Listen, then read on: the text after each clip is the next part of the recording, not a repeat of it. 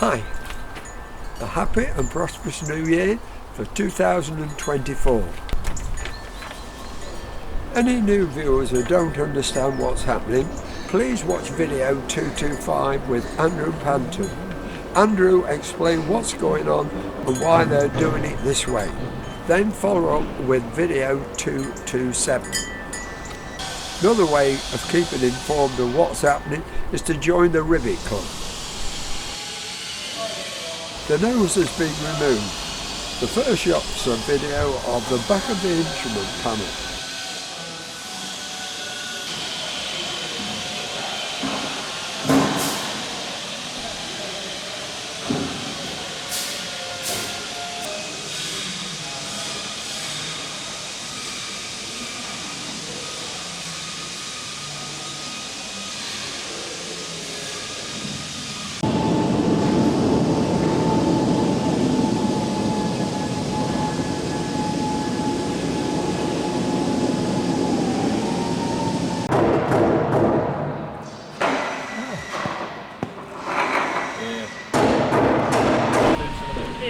So what are you up to now? Now you've got this off? Rivets in the bomb. When he was doing the bomb bay. Come in there, I'll show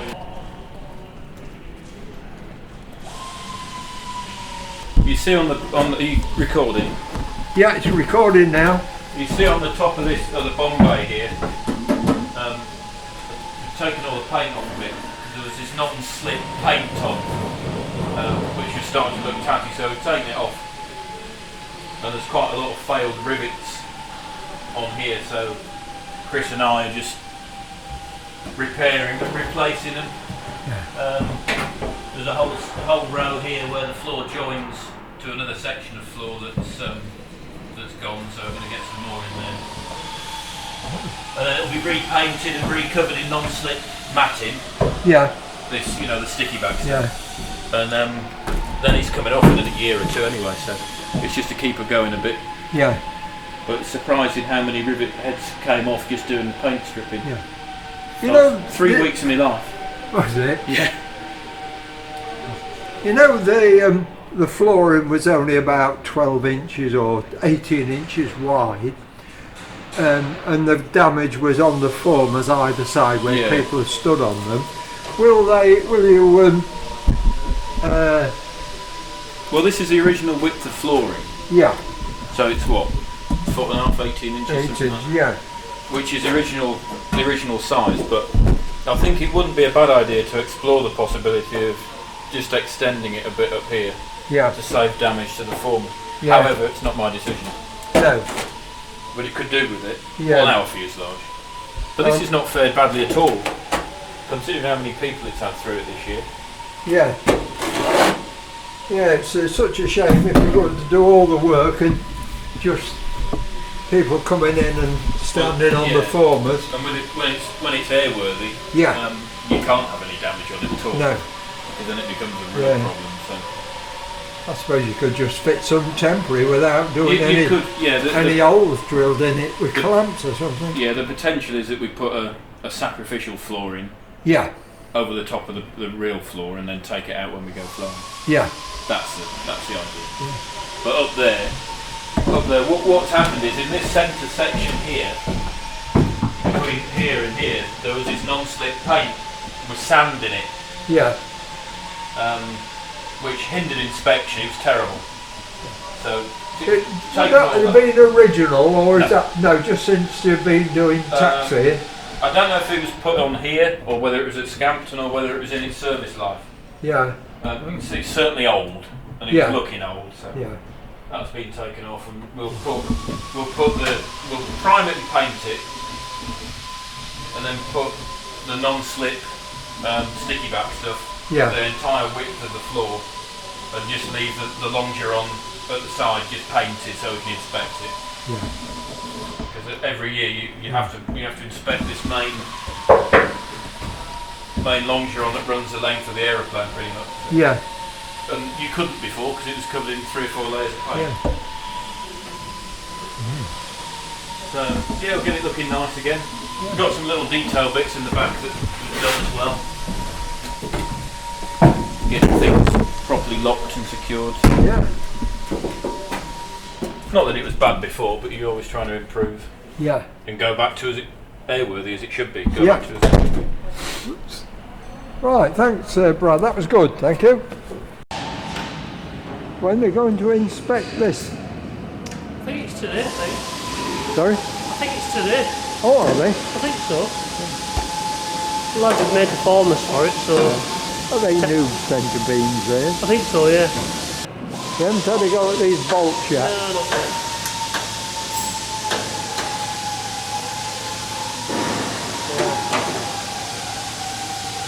Members of the team are removing the steel straps which hold the number 2 fuel tank in place. Just taking the split pins out of the tubes that hold these straps on, Oh yeah.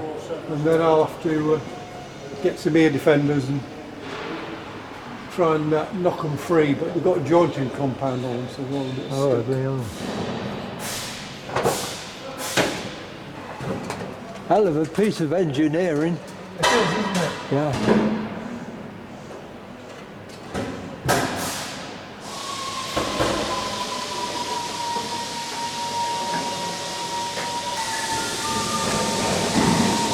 This is number 2 tank on the port side.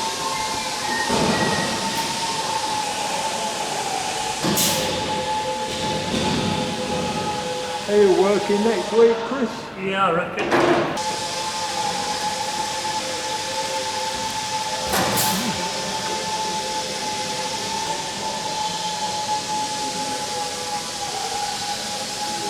On this setup here, Yeah, it's not on wheels, so all they'll be able to do is just lower it down. yeah.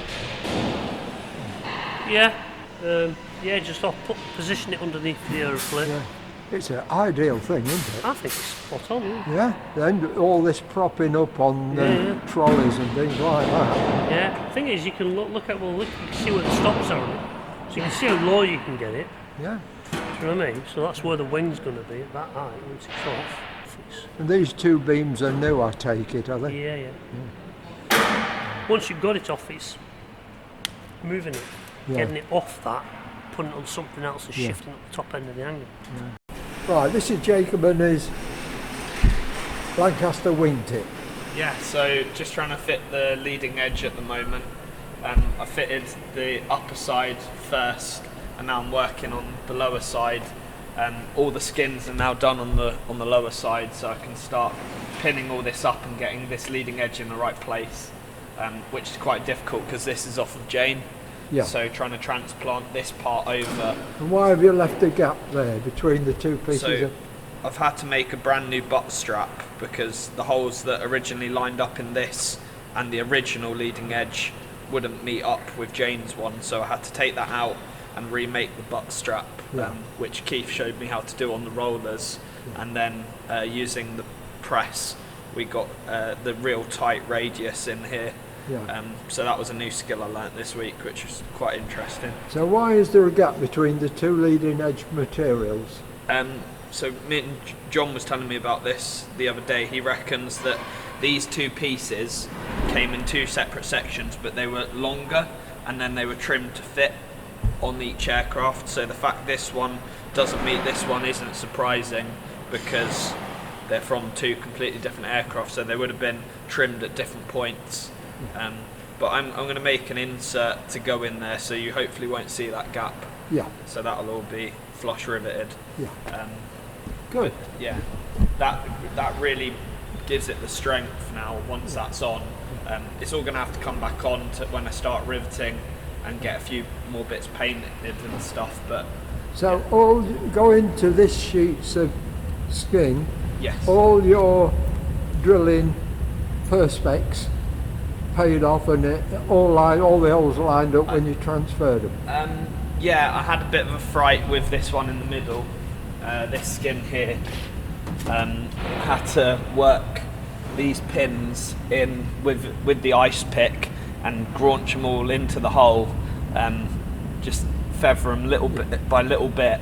Just tweeted them a bit. Which was weird because when I had the blue paper on, it fitted perfectly, and I took it off, deburred it, and put it back on, and it just didn't seem to want to fit. It was like half the hole out the whole way up and the whole way across that top edge. So that gave me quite a fright, but It got does it happen, to the fit. structure will move and everything. Once you release certain parts of it, it relaxes. Yeah, but the fact you're able to just not pull it, but just tweak the holes with the ice pick. But the scary bit was that top left hole was lining up before I started tweaking anything. So I was like, oh, but when I tweak everything, surely with all the metal I'm moving, that then won't line up. But I tweaked them all, worked my way across and around, and it still lined up, which you can't wrap your head around, but it's sort of like it works, so you just take it, yeah. Good. Right, thanks, Jacob. It's looking good, mate. Cheers, Neville. Thank you. Yeah, I've seen the overlap of the skin, but that is correct. The overlap starts inboard and works outboard, yeah, because your airflow is always front to back and off and the outboard, tip. yeah. So if it was the other way, then you'd get the airflow possibly getting underneath the skin and pulling it away. So yeah. Good. Thanks very much, Jacob. I thought Gerb was working on the rudder pedals, so I asked him a few questions about them. Take now. Are you working on the foot pedals, is it? No. Oh. I came in this morning to find them just dumped here, so I'm just cleaning up the undercarriage. Those. The main wheel attachment bolts in a minute. Some came out all right, and some was a bit stiff taking them out. Was it just the angle of the wheel? Yeah, that's all it is. Yeah. They're a pushing fit normally. Just a nice sliding fit. Yeah. It just depends on the height of the aeroplane and then how much leverage you've got with the wheel chariot. Yeah. So, and then sometimes things aren't quite level. One pin will come out, and then of course the weight's all on the other one. Yeah.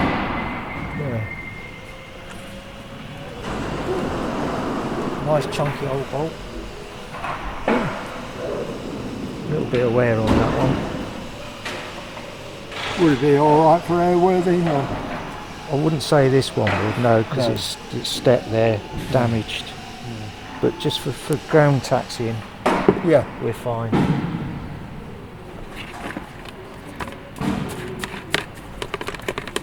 So the foot, is that the gearing in there then? Yeah.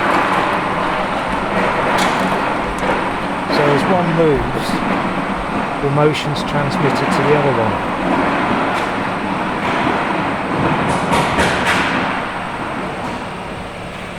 And these foot pedals are on a different, each one's on a different pivoting system, is it? Yeah, so you've got push and pull, right? Each rudder pedal has got its own torque tube. Yeah. And then this is the pilot's left-hand pedal, and that's where your main control rod's attached to. Yeah. So your push-pull rods go down the side of the fuselage from here all the way down to the arse end. So what's this all for then? All the tubes in it? That side is bolted to there. And this gives you your, so wartime Lancs, operational Lancs, weren't dual control. Oh, weren't they? So you just had these two pedals. Yeah. And then Avros came up with a mod to introduce dual controls. So second set of shafts here, which attach at that end. Yeah. So if you're flying with a student or another pilot, the pedals are held in place with quick release pins. Yeah. So if you don't want the pedals, you just take the pins out, remove the pedals, and this lot stays in situ.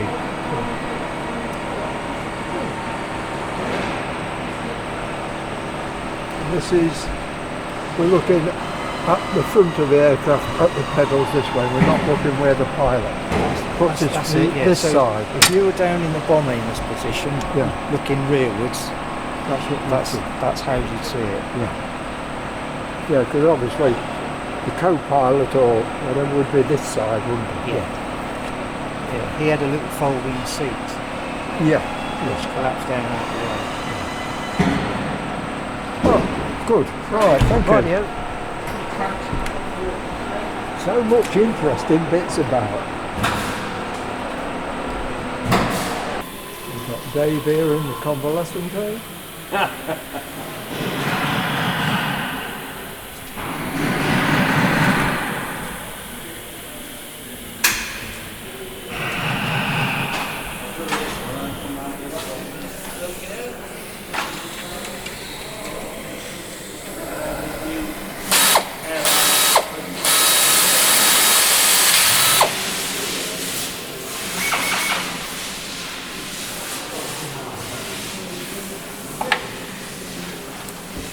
Before you start putting the skins on, will you rivet all this up? Yeah, we discussed that yesterday, yeah, it's going to need to come apart, everything that needs painting will be painted, and then as we put them back together we'll put sealant in between the joints and just rivet into place.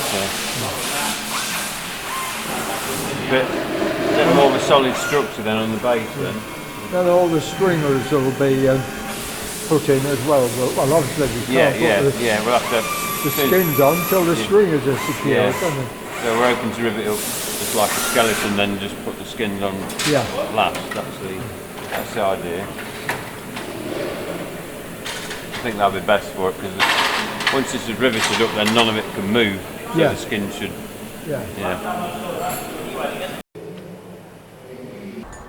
Ada and Andrew are working on Just Jane's FN5 nose turret. The nose turret came out of and will be fitted to the French nose, which will be fitted to NX611 in the next few weeks. Hello. Oh, right. Oh no, well how are you, old chap? Oh, fine, thanks. Good. So where are you up to on the FN5 turret restoration? Basically nowhere.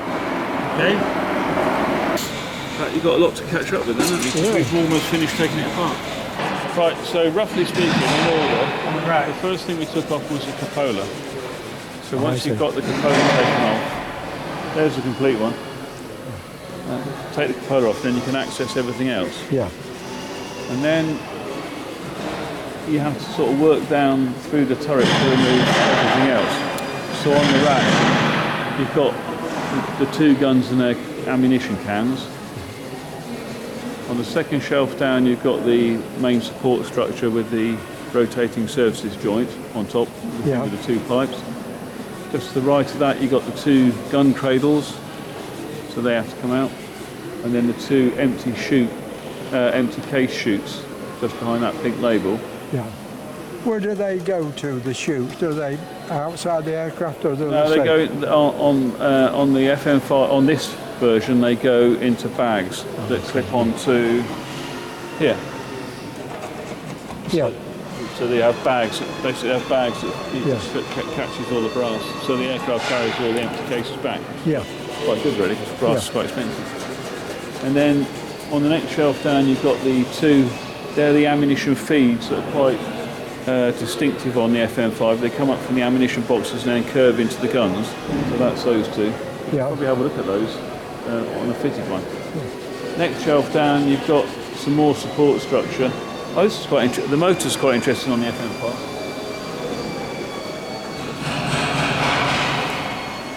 So almost all FN turrets have two hydraulic motors, one either side.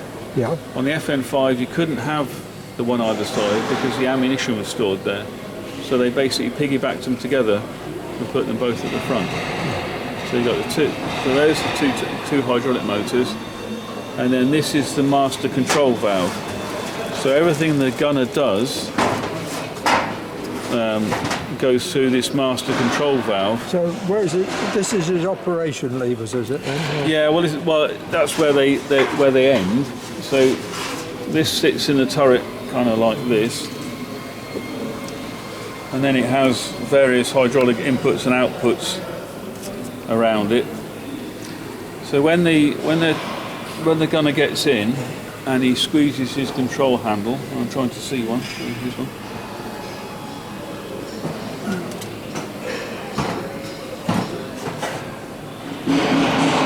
So when the gunner gets in, he squeezes his control handle. So when he does this action, and brings that lever in towards the other handle. Does it lock or not? Well, right. So it doesn't lock. No. So to operate it, you basically push down and squeeze, and it's called an assist lever. So what that does, it makes it easier to hold it down, because you just have to rest your hand on it and it holds the handle in. What that action does, it operates one of these linkages, those ones we saw sticking out the front there. There's 3 linkages. So that operates one of those, and that turns that valve on effectively. It takes pressure to that valve. Then if he does that, he moves another one of those levers and it elevates and depresses the guns. So this is 2 of the hoses that go to the rams, the main rams. And so that elevates and depresses the guns through the rams. And if he does this action, it moves another one of those levers and it takes pressure to here for the azimuth movement. So basically within this control handle you've got putting the pressure on, elevation, then azimuth movement, and they're all controlled by these 3 linkages, which go, and it gets from here to there via these linkages here in the front of the turret. So that's how those are those links that you've just seen over there. They join us there. So it's very sort of analog. The only other thing that this control does, it has a trigger on it. So when you pull the trigger, this is a gun firing trigger. So when you pull the trigger, that pulls the Bowden cable, and the Bowden cable operates the fire control valve. That's hydraulically operated as well, is it? Well, the Bowden bit isn't, but when you pull the cable, the Bowden cable operates this valve, which is then hydraulic to the guns. So this has got pressure in it at the same. Whenever he puts pressure on, this has got pressure to it. And when you squeeze the trigger, the Bowden cable pulls this. It allows hydraulic pressure to the rear sear release, which is through a hose, a flexible hose, and the rear sear release then allows the working parts of the gun to go forward. And if it's set to fire, it will fire. If it's set to safe, it won't. It will just stop. And so that's fundamentally how it works. The response from his hand to the movement, is it fast, slow, or very fast? Very fast, is it? Faster than most people expect it to be. When you, there's a really good bit of footage. I think it's filmed at Scampton where there's Lancaster's taxiing out. To take off, and you see a mid-upper turret going, and it's very quick. When you think you can shoot at an aeroplane coming the other way, it's got to be trying to follow it. So I think my understanding from reading stuff is that basically a lot of people, when they got into them, they kind of overdid it because they went a lot faster than they were expecting to go. What sort of hydraulic pressure? I think it's all 1,000 psi. On the, I'm not a Lancaster expert, but I think the Lanc is on 1,000. But John would know better about the pressure. So I think that's a reasonably common sort of pressure for that time of history. So the hydraulic pressure was just on one pump alone, was it? No, the hydraulic pressure goes into. On one pump. I mean, to operate all the turrets, they have the individual pressures. Again, it's the Lancaster question, because I don't know how many hydraulic pumps the Lancaster had. There just wasn't one. If one failed, the lot would go, wouldn't it? I think it had more than one. I would like to think. I think 2 would be. Because wherever you go on the Lancaster, there's always a backup, isn't there? On whatever the operation is. So I should say there would be a backup. And also, it has, which is quite. So the actual power of the Lancaster specific stuff, I don't know. But the turret also had this, this is an accumulator or recuperator. So what this did, it basically, hydraulic pressure goes into it and it works against a whopping great spring. So basically you've got a load of compressed oil, hydraulic oil in this all the time. So when you when you go to operate your turret, it will work straight away because Yeah. this is right in the turret. Yeah. And then it gives time for the rest of the system to think about it and catch up. Yeah. Yeah, because obviously you don't want to, like No, waiting. turret, Yeah. you're waiting for the hydraulic pump Yeah. to catch up, and then you're sort of like your Yeah. aeroplane's gone. Yeah, so the accumulator is quite an important thing. When they went off on missions, did they have the hydraulic pressures up and running from word Well, go? the hydraulic pressure came as far as that valve. Oh, I see. Yeah. Yeah, the master So control valve. Yeah, so the pressure would have been onto this, Yeah. but until the gunner Does movement, does something, yeah. the turret is Yeah. hydraulically dead. Yeah. So it doesn't. Yeah. It's a brilliant thing. Yeah. There's so much stuff crammed into one little space. I'll show you those apples. There is. I mean, everything. I mean, when you look at the wiring in that nose. Yeah. All that stuff hanging out the front. Oh yeah. Terrible, isn't it? Yeah. It's all rubber there. So the ammunition comes out the ammo boxes, which are in the cans underneath those things with the Yeah. holes, and then it spirals up into the guns, Yeah. and then it goes in through the pivot for the elevation and depression, and then into the guns. Yeah. So it's quite fiddly. So it doesn't need an ammunition assist on this. no, It's got enough because power. yeah, it's literally got the ammo quite. It's only that. Close. It's only got to pull it up that much, Yeah. and then through this. But actually, if you imagine you shot all the ammunition out, there's nothing in this. So the armourers had to sort of thread they had a cable Yeah. with a hook on the end, and they poked it through, Yeah. and then hooked the first round, and then drew it up. Yeah. I mean, I can imagine if it went wrong in flight, like say for example your belt broke, it would be an absolute pig to try and reroute Feed it that from through, inside. yeah. I mean, maybe they could do it, I don't know, but it would have been very, very difficult to And they're individual belts, so if one jammed or anything, you'd still have one gun the other gun would operating. still go. Yeah, exactly. Yes. So you can't fire one gun or the other. If you pull the trigger, either trigger, they both go. Yeah. But what you can do is, if one conks out, the other one will still go. Yeah. It wouldn't handicap it at all. Well, quite a handicap only having one. Well, yeah, but I mean, it wouldn't handicap the operation. Yeah, it wouldn't stop it. Oh, good. But it was a very reliable gun, the 303 Browning. So Yeah.